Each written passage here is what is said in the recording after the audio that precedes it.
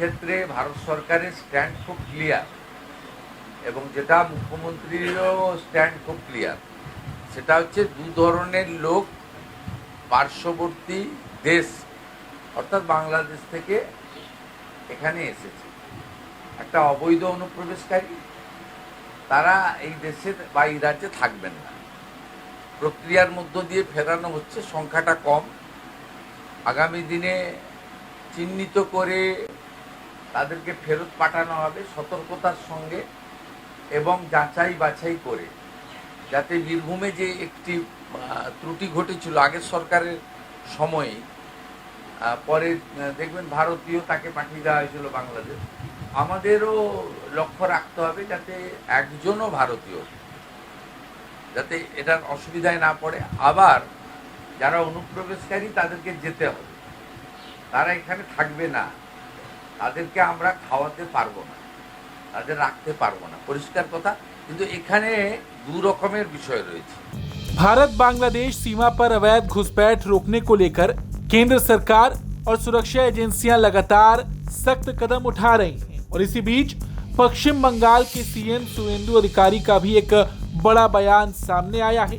उन्होंने साफ कहा कि जो लोग अवैध तरीके से बांग्लादेश से भारत आए हैं उन्हें वापस भेजा जाएगा और उन्हें राज्य में रहने की अनुमति नहीं दी जाएगी। वहीं दूसरी ओर सीमा पर बीएसएफ भी हाईटेक तकनीक के साथ सुरक्षा व्यवस्था को और मजबूत कर रही है। सुवेंदु अधिकारी ने कहा कि भारत सरकार का रुख पूरी तरह स्पष्ट है। उनके मुताबिक दो तरह के लोग हैं, पहले वो जो अवैध तरीके से बांग्लादेश से भारत में घुसे और दूसरे वो जो शरणार्थी की श्रेणी में आते हैं। उन्होंने कहा कि जो लोग अवैध घुसपैठिए हैं उन्हें भारत में रहने की इजाजत नहीं दी जाएगी और पहचान पूरी होने के बाद उन्हें वापस भेजा जाएगा।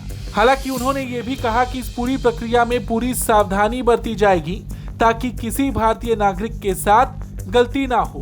उन्होंने कहा कि इस बार हर व्यक्ति की पूरी जांच और पहचान के बाद ही कार्रवाई होगी। सुवेंदु अधिकारी ने कहा कि जो लोग वास्तव में अवैध घुसपैठिए हैं उन्हें वापस हम उनका भरण पोषण नहीं कर सकते और उन्हें यहाँ पर रखा भी नहीं जा सकता। सरकार का रुख इस मामले में पूरी तरह स्पष्ट है। এক্ষেত্রে ভারত সরকারের স্ট্যান্ড খুব ক্লিয়ার এবং যেটা মুখ্যমন্ত্রীরও স্ট্যান্ড খুব ক্লিয়ার, সেটা হচ্ছে দু ধরনের লোক পার্শ্ববর্তী দেশ অর্থাৎ বাংলাদেশ থেকে এখানে এসেছে।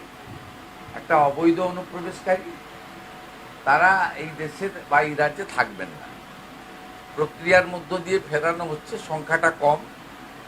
আগামী দিনে চিহ্নিত করে তাদেরকে ফেরত পাঠানো হবে সতর্কতার সঙ্গে এবং যাচাই বাছাই করে, যাতে বীরভূমে যে একটি ত্রুটি ঘটেছিল আগের সরকারের সময়ে, পরে দেখবেন ভারতীয় তাকে পাঠিয়ে দেওয়া হয়েছিল বাংলাদেশ। আমাদেরও লক্ষ্য রাখতে হবে যাতে একজনও ভারতীয় যাতে এটার অসুবিধায় না পড়ে। আবার যারা অনুপ্রবেশকারী তাদেরকে যেতে হবে, তারা এখানে থাকবে না, তাদেরকে আমরা খাওয়াতে পারবো না, তাদের রাখতে পারবো না, পরিষ্কার কথা। কিন্তু এখানে দু রকমের বিষয় রয়েছে। अब देखा जाए तो एक और सुवेंदु अधिकारी का ये बयान जहां वो इस बात पर जोर दे रहे हैं कि किसी भी हालत में अवैध घुसपैठियों को भारत से वापस बांग्लादेश जाना ही होगा। वहीं दूसरी तरफ बीएसएफ का भी सीमा पर एक्शन जारी है। भारत बांग्लादेश सीमा पर निगरानी को पहले से ज्यादा मजबूत कर दिया गया है। पश्चिम बंगाल सरकार की ओर से 9 जिलों में जमीन उपलब्ध कराए जाने के बाद 172 किलोमीटर लंबे सीमा क्षेत्र में स्मार्ट फेंसिंग का काम तेजी से चल रहा है। मुर्शिदाबाद के जालंगी इलाके में करीब 12 फीट ऊंची स्टील फेंसिंग बनाई जा रही है, जबकि सुंदरबन के दलदली और मैंग्रोव क्षेत्रों में नई डिजाइन की स्मार्ट फेंसिंग तैयार की जा रही है। इन इलाकों में पारंपरिक बाड़ लगाना आसान नहीं था, इसलिए नई तकनीक का इस्तेमाल किया जा रहा है और सिर्फ फेंसिंग ही नहीं बल्कि पूरे सीमा क्षेत्र को हाईटेक निगरानी प्रणाली से लैस किया जा रहा है। इसमें सीसीटीवी कैमरे, thermal imager, night vision device, sensor alert system, radar और अंडरग्राउंड सर्विलांस सिस्टम लगाए जा रहे हैं। वहीं सुंदरबन के जलमार्गों की निगरानी के लिए फ्लोटिंग बॉर्डर आउटपोस्ट और स्पीड बोट भी तैनात की गई है। भारत और बांग्लादेश के बीच करीब 4096 किलोमीटर लंबी अंतर्राष्ट्रीय सीमा है, जिसमें अधिकांश हिस्से पर पहले ही बाढ़ लगाई जा चुकी है। अब जिन इलाकों में घुसपैठ और तस्करी की आशंका ज्यादा रहती है, वहां स्मार्ट फेंसिंग और आधुनिक तकनीक के जरिए सुरक्षा को और मजबूत किया जा रहा है। यानी एक तरफ अवैध घुसपैठियों की पहचान कर उन्हें वापस भेजने की प्रक्रिया पर जोर दिया जा रहा है, दूसरी तरफ सीमा पर ऐसी व्यवस्था तैयार की जा रही है जिससे भविष्य में अवैध घुसपैठ और तस्करी की घटनाओं पर प्रभावी तरीके से रोक लगाई जा सके। ब्यूरो रिपोर्ट, भारत तक।